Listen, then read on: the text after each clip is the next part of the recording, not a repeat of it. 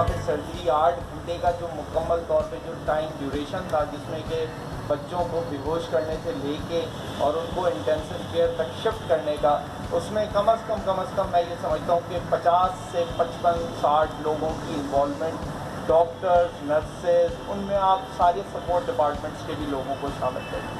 सारी प्लानिंग करने में 2 मंथ्स लगे। उसमें सारी टीम्स को इन्वॉल्व करना, उनको एक लेवल पर लेकर आना, डिस्कशन करना बार बार कि कैसे हमें ये सारी चीज़ें करनी है। सबसे पहले मरहला ये था कि इनकी रेडियोलॉजी यानी इमेजिंग जैसे सीटी स्कैन, एक्सरेज ये कराए जाएँ। उसमें भी ज़ाहिर सी बात है बच्चों को बेहोशी देनी या सुला के रखना कि वो हिले ना और हमारे पास अप्रोप्रिएट रिजल्ट्स आएँ। तो वो इटसेल्फ एक टास्क थी जो डॉक्टर फैसल और उनकी टीम ने काफ़ी हेल्प की हमारी करने में।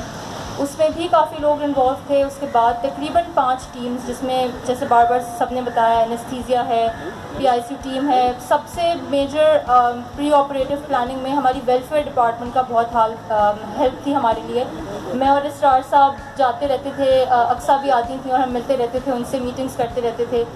तो ये काफ़ी सारे लोग इन्वॉल्व थे इस चीज़ में और प्री ऑपरेटिव प्लानिंग में ही हमें तकरीबन 2 महीने लगे।